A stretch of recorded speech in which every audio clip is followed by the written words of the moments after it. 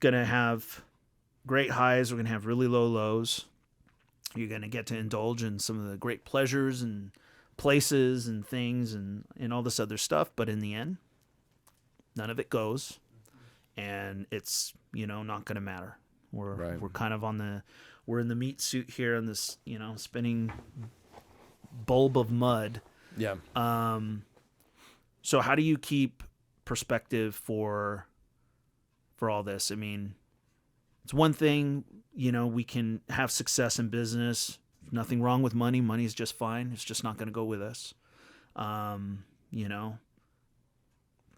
The pleasures of a good marriage, good meal, guns, choking somebody out.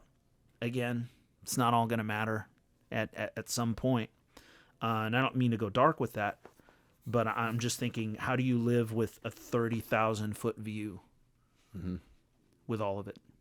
I think it goes back to what you were saying before, like the church being, if the church was a consumer church where it's all about the relationship of the, priest or pastor to God, and it's not about all of us doing that exact same thing, then it's harder. But Jesus told us that we're all supposed to go disciple the nations, and we're supposed to work with people and help find his kids, right? So I think looking at what we have as stewardship, and it's not ours, that it's his, that our purpose on this, I was just in a Bible study the other day and talking about the nations and becoming a holy nation, and that being our occupation as priests. Well, as a priest, your occupation, your sole focus would be God. If we're priestly business owners, then our sole focus is still God, although we have secondary focuses in business and what we do.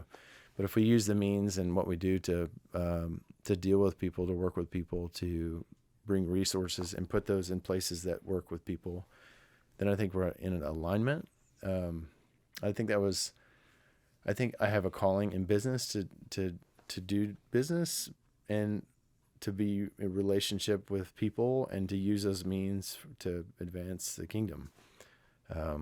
And when I'm in check with that, God really moves, and I get to see some really cool stuff.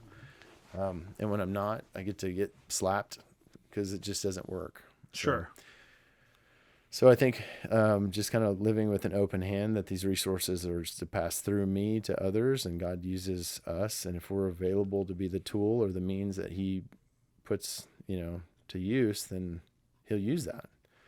But if we shut it off or close the hand, then it kind of goes dry. Mm-hmm. So over and over, I've kind of see this in my life, and it's like when I'm really open and available, God puts these crazy stories in our life where we were able to work with people and do stuff, but that's what I'm here for, right? And we're all to be priestly and to be holy in our different occupations, and God's creative, and we're all created differently, and he's just made each of us that way. I mean, what you feel, that flash or that calling, and you need to turn into that, because that's God just revealing what your calling is. And when you pour into it, God will really use it. So, Amen.